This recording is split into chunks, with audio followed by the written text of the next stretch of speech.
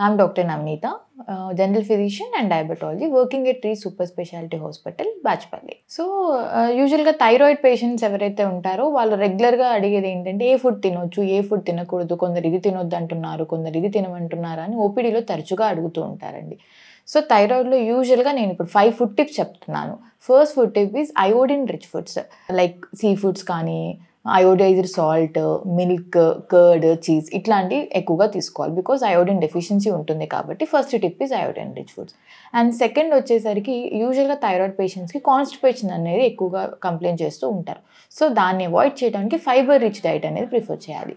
ఎక్కువగా కీరా కానీ, క్యారెట్, వెజిటేబుల్స్ ఎక్కువగా తీసుకోవటం, ఫ్రూట్స్ ఎక్కువగా తీసుకోవటం అనేది ప్రిఫర్ చేస్తాం.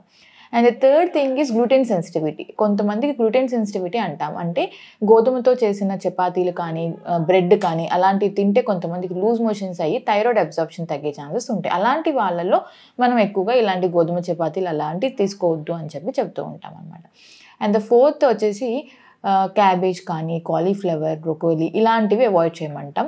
అంటే వీటిలో ఏంటంటే గైట్రోజన్స్ అనేవి ఉంటాయి. సో అయోడిన్ అబ్జార్ప్షన్ తగ్గించి థైరాయిడ్ అబ్జార్ప్షన్ తగ్గిస్తుంది కాబట్టి వద్దు అంటాం. కానీ తరచుగా కంప్లీట్గా అవాయిడ్ చేయమని కాదు, వీక్లీ వన్స్ కానీ 10 డేస్కి ఒకసారి మోడరేట్ అమౌంట్లో తీసుకోవచ్చు. అది కూడా బాయిల్ చేసి తీసుకోవడం better. Fifth food tip is యూజువల్గా థైరాయిడ్ పేషెంట్స్ ఆటోఇమ్యూన్ డిజార్డర్ కాబట్టి వాళ్ళలో వేరే ప్రాబ్లమ్స్ వచ్చే ఛాన్సెస్ కూడా ఎక్కువగా ఉంటాయి. లైక్ కొలెస్ట్రాల్ కానీ, షుగర్ వచ్చే ఛాన్సెస్ అలా ఉంటాయి. సో వాళ్ళని కొంచెం లో కార్బోహైడ్రేట్ వెయిట్ లాస్ అవ్వటం అండ్ కార్బోహైడ్రేట్స్ తగ్గించి ఫుడ్ తీసుకోవటం, నైట్ రైస్ అవాయిడ్ చేయమని చెప్పటం, దుంపలు లైక్ పొటాటోస్ ఇలాంటివి కూడా అవాయిడ్ చేసి తీసుకోవటం అనేది these are the 5 food tips to follow అనమాట.